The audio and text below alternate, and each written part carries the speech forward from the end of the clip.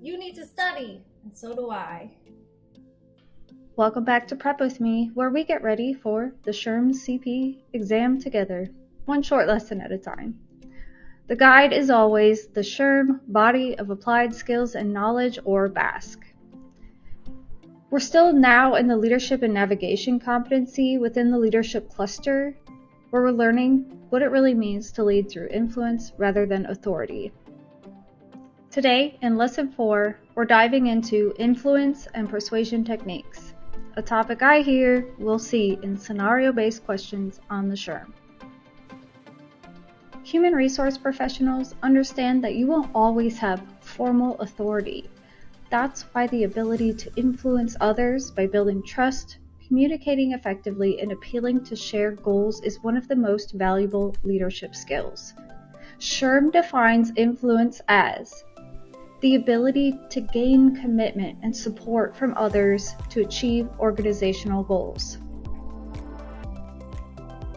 HR professionals use influence and persuasion as core leadership abilities to gain support for new policies, build consensus among leaders, resolve conflicts, and inspire behavioral change. On the exam, we might see questions describing scenarios where the right influence method leads to buy-in and the wrong one damages trust. Let's start off with the 4 BASK examples: personal appeal, forming coalitions, leading by example, and rational persuasion. First up, personal appeal. This is where you use your trust, respect, or friendship to persuade others. You rely on the relationship you've built, not position or data, to gain support. Personal appeal should sound like, I really value your insight. Can I count on you to help me champion this? Personal appeal is best used when you already have credibility and rapport, but use it sparingly and always sincerely. For the test, when a scenario highlights rapport, respect, or trust-based influence, that's personal appeal. Question: an HR specialist asks a longtime supervisor to pilot a new scheduling system, saying they value their judgment. What influence tactic is that? A. Personal appeal. B. Coalition building. C. Rational persuasion. Or D. Inspirational appeal. The answer is A. Personal appeal. It relies on a personal trust rather than logic or authority. Tactic 2. Forming coalitions.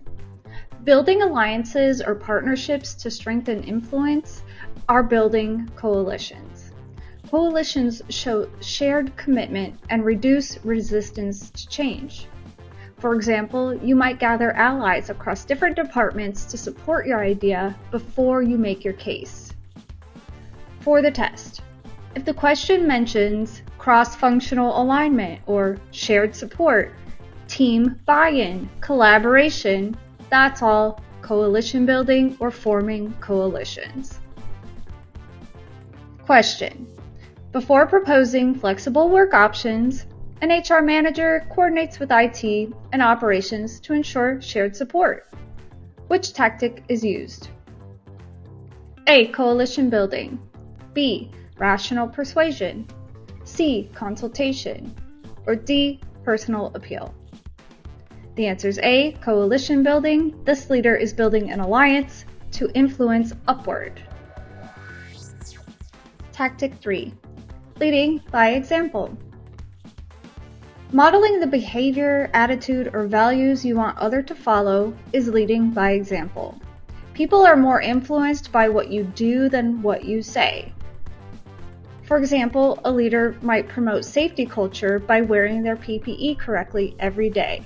You earn credibility by demonstrating that commitment before asking others to follow. You want to establish credibility or influence through consistency. For the test, look for leaders doing the right thing first, or showing the standard through action, modeling, demonstrating, or setting the standard. That's leading by example as an influence technique. Here's a question. An HR director attends diversity training before requiring it for others. Which influence method is used? A. Pressure. B. Inspirational appeal. C. Coalition building. Or D. Leading by example. The answer is D. Leading by example.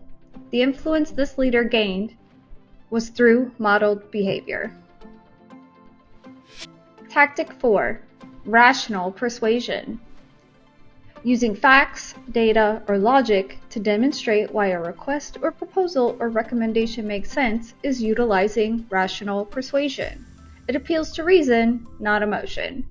Rational persuasion is your go-to tactic when influencing senior leaders or analytical teams. So for the test, look for metrics, cost-benefit analysis, or logical reasoning, particularly if you're attempting to convince leadership or analytical audiences. Here's a question.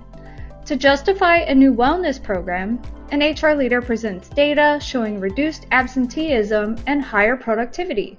Which tactic is being used? A. Pressure. B. Exchange. C. Rational persuasion. Or D. Personal appeal. The answer is C. Rational persuasion. Persuasion here is based on evidence. Alright, those are the 4 listed influence and persuasion tactics on the BASK list. But my research identifies several others that might show up on the SHRM certification test. Let's go over those. Consultation, involving others in decision-making to build ownership. You are speaking to others to involve them, not to inform them. When leaders invite input, employees are more committed to the outcomes. Inspirational appeal. Connecting a request to values, vision, or purpose is inspirational appeal. A leader can leverage inspirational appeal when they lead with the why, such as, this initiative helps us build a workplace our children might be proud of. This is an emotional motivator tied to meaning, not mandates or regulation. For the test, look for keywords like vision, purpose, shared values. That's inspirational appeal. Exchange or reciprocity. Offering something in return for cooperation, a trade-off of value or mutual support. This is exchange or reciprocity. It's effective only when it feels fair, not transactional. A mental cue here is, you help me, I help you. Reciprocity might sound something like, if you support the new system rollout, I'll provide additional team training resources. For the test, look for descriptions of mutual benefit, an exchange tactic, or reciprocity. Ingratiation, building goodwill through friendliness or appreciation, using compliments or friendliness to increase willingness to help from others. Ingratiation is mild flattery or rapport building. It's a subtle way to make cooperation easier and ethical when genuine. It may sound something like, you've handled these projects so well, can you take the lead on this one too? Legitimate authority or pressure. Using rules, authority, your position, or deadlines to gain compliance. Leveraging your authority is sometimes necessary, but may be the least effective for long-term commitment. Your mental cue is, because policy says so, or because I say so. For the test, look for hard tactics employed to get compliance, not commitment.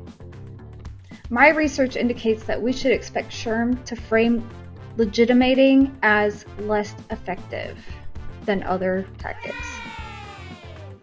Framing and credibility. Influence in this technique depends on how you frame your message and who delivers it. For example, we versus you language to build collaboration. Credibility, confidence, and consistency can all enhance persuasion power if framed correctly. How you position your message and who delivers it matters. Your mindset when leveraging framing should be, we is greater than me. Use collective language and consistent credibility to strengthen your persuasive message.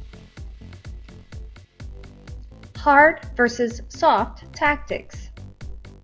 Soft tactics include rational persuasion, consultation, inspirational appeal, personal appeal, coalition building, leading by example, and ingratiation. The result of soft tactics are building trust and lasting commitment, whereas hard tactics are pressure, legitimate authority, overused exchanges. These create compliance or short-term cooperation. For the test, when SHRM asks for the most effective influence strategy, pick the soft tactic, the one focused on trust, collaboration, or data, not authority or coercion. Excellent. Let's move into our rapid review. Question 1. An HR manager asks for employees to input on redesigning onboarding and then integrates their ideas into the final plan. Which tactic was used? A. Consultation. B. Rational persuasion. C. Personal appeal. Or D. Pressure. The answer is A. Consultation. This HR manager involved others to build ownership. Consultation. Question 2. A leader connects a new safety program to the company's core value of protecting people. Which influence method is used? A. Rational persuasion. B. Coalition building. C. Exchange. Or D. Inspirational appeal. The answer is D. Inspirational appeal. This leader appealed to the shared purpose. Question 3. A director secures executive buy-in for HR analytics system by presenting data showing a 20% productivity increase. Which influence tactic was used? A. Pressure. B. Rational persuasion. C. Personal appeal. Or D. Inspirational appeal.